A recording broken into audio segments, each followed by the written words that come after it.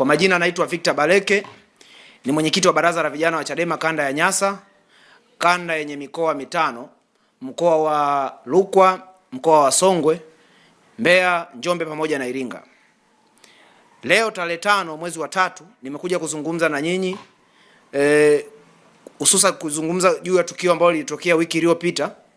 Tulimsikiliza RPC kwa maana ya kamanda wa polisi mkoa wa Iringa akifafanua au akitoa tuhuma nzito ambazo zilikuwa zinamkabili mwenyekiti wetu wa mkoa anayeitwa Ibrahim Yovera na wenzake wawili.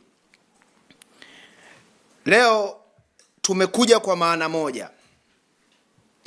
Tumeyasikiliza maelezo ya RPC, lakini tulikuwa tunajua ndani ya wiki labda wanaweza wakawa wamefanya jambo lolote. Lakini na sisi tulijipa muda mkubwa wa kufanya tafiti ili tujue ukweli wa hili jambo ukoje.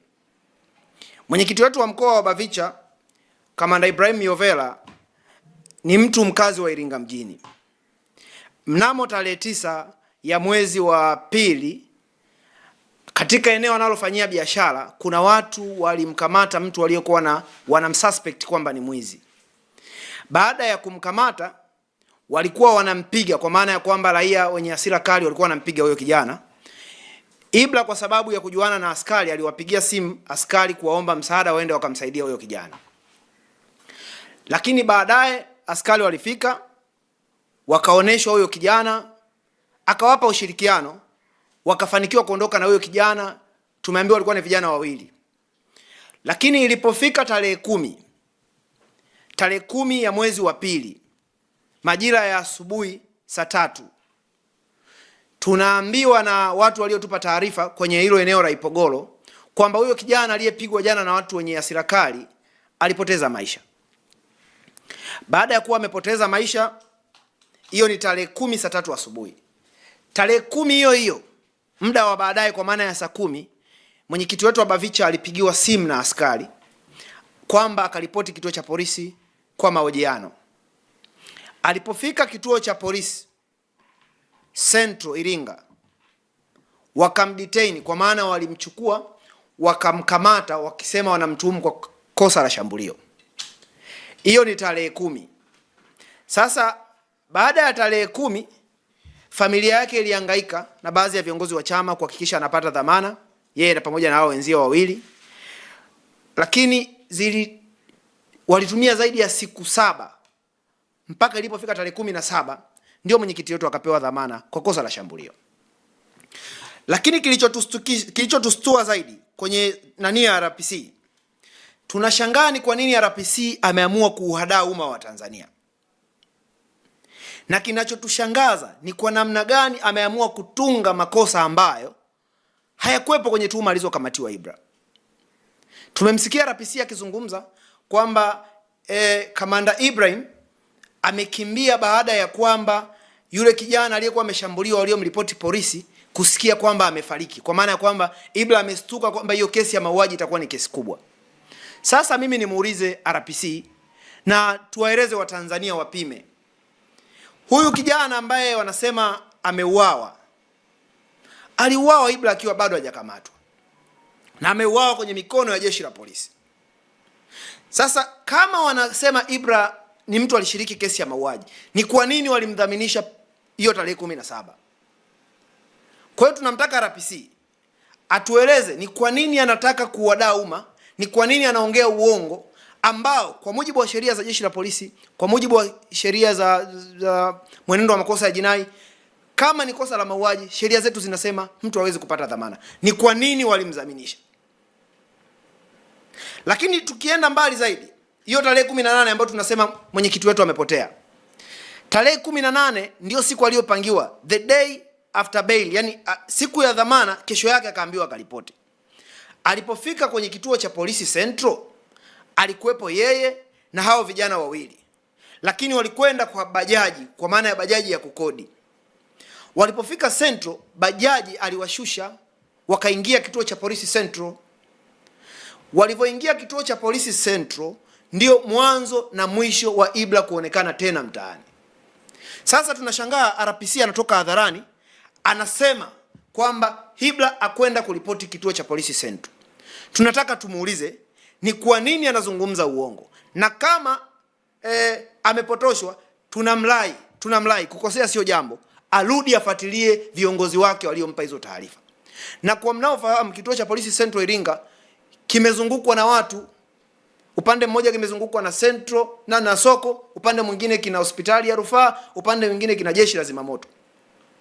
Sasa sio kitu kimetokea kwa kificho, na tunao watu ambao wamemshuhudia Ibra akiwepo Central Polisi. Kwa hatua za mbele tutawaleta ili watoe maelezo kwamba walimuona Ibra akiripoti, na RPC atuambie ni kwa nini anadanganya kwamba Ibra kwenda kuripoti. Lakini ambacho tunakiona kwa RPC wa Iringa, ikiwa RPC anadai kwamba hawashikilii, basi kwa tafsiri nyepesi anakiri kwamba mkoani Iringa sio mkoa salama kuishi. Vituo vyake vya polisi sio sehemu salama kwenda, kwa sababu huyu mtu amefika Central Police kwa ushahidi ambao upo, na hata mpelelezi wake wa kosa tumezungumza naye, anatuambia Ibra alikubaliana naye wakutane saa 2. Mpelelezi anasema nilichelewa. Nilipofika saa 4, yeye mpelelezi alifika saa 4 Central. Akaambiwa na askari wenzie kwamba huyo kijana alikuwepo hapa. Kwa hiyo tunachokiomba jeshi la polisi kupitia kwa RPC wa Iringa, watoke watueleze, wajibu hayo mambo ambayo tunawaambia kwamba ni kwa nini walimdhaminisha mtu alikuwa anasema ameua. Lakini cha pili, inawezekanaje mtu akapotea kwenye mikono ya jeshi la polisi kwenye kituo cha kati Central Iringa? La mwisho, sio kwa umuhimu, ukisoma sheria ya jeshi la polisi pamoja na katiba ya Jamhuri ya Muungano wa Tanzania, moja ya majukumu makubwa ya jeshi la polisi ni kulinda usalama wa raia na mali zao. Na katiba yetu ibara ya 14 iko very clear, imeeleza kila mtu anayo haki ya kuishi, kupata hifadhi ya maisha yake kutoka kwa jamii kwa mujibu wa sheria. Sasa matakwa yetu ni nini? Matakwa yetu kama BAVICHA kanda ya Nyasa, kutokana na ukimya huu na kauli ya mashaka na ya upotoshaji iliyofanywa na RPC, kamanda wa polisi, Kamanda Bukumbi wa mkoa wa Iringa, BAVICHA Nyasa tunatoa msimamo ufuatao. Moja, tunamtaka mwenyekiti wetu wa baraza la vijana mkoa wa Iringa, Kamanda Ibrahim Myovela, na wenzake wawili waachiwe huru bila masharti yoyote. Na kama wanakosa, hilo ni la pili, kama wanakosa ambalo wanasema RPC ni la mauaji, wapelekwe mahakamani wakashtakiwa kwa kosa la mauaji. Lakini pili, tunampa RPC masaa 48. Kama atashindwa kufanya hili jambo, sisi kama BAVICHA kanda ya Nyasa tumejipanga, tutakwenda ofisini kwa IGP kuzungumza juu ya hizi taarifa na uongo uliotolewa na RPC wa mkoa wa Iringa kufuatia tukio la kutekwa au kukamatwa kwa ndugu yetu akiwa kwenye kituo cha polisi Central. Lakini kilichotutia shaka zaidi kwenye uadilifu wa RPC amekwenda mbali zaidi. Anamtuhumu mwenyekiti wetu wa baraza la vijana mkoa wa Iringa, Kamanda Ibrahim Myovela, kwamba polisi mwanzo walikuwa wakimtafuta kwa makosa ya kuchochea vurugu ya maandamano ya uchaguzi wa 2025. Lakini anasema Ibra alikuwa na mipango ya kuweka sumu kwenye vyanzo vya maji. Sasa ni tuhuma ambazo ni kubwa, tuhuma ambazo ni nzito. Sisi tunamtaka Kamanda RPC apime kauli zake zidi ya matamko anayotoa, hususan anapozungumza na vyombo vya habari. Leo unapozungumza kwamba kuna mtu ameweka sumu kwenye vyanzo vya maji, hayo maji yanatumika na watu na wanaweza kuona hayo matamko yako. Sasa hiyo taharuki ya mji wa Iringa, sijui ameipima kwa minajili ya kusimamia usalama na wa raia na mali zao, kwamba inampa matokeo gani. Kwa hiyo kwa nyakati za mbele tutaeleza kwamba ni kwa nini tunaamini RPC anayafanya haya, na ikiwezekana nyuma ya haya kuna nini. Mwisho nitoe mwito kwa vijana wote wa kanda ya Nyasa na taifa kwa ujumla. Vijana wenzangu, lazima tujiulize haya mambo yataisha lini. Wewe kama umekaa nyumbani unacheka, lazima ukumbuke kwamba kuna mama mzazi, mama wa huyu Ibra, anasubiri nyumbani kwake agongewe mlango na mtoto wake, akipiga hodi labda atamuona. anasubiri kuna muda labda simu yake itaita aone namba ya mtoto wake.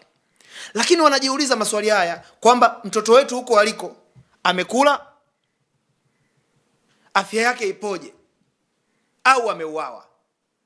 Sasa ni mama ambaye anashinda kwenye korido za polisi akizunguka akitafuta hatima ya mwanae.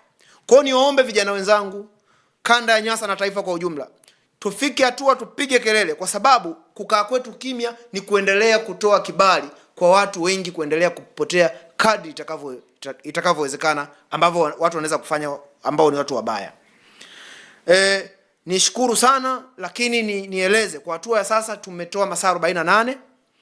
Baada ya hayo masaa tutafunga safari kwenda kukutana na Inspector General wa polisi Kamanda Camillus Wambura kueleza mambo ambayo yana contradict kwenye maelezo ya RPC wa Iringa na uhalisia wa tukio. Asanteni sana na Mungu awabariki.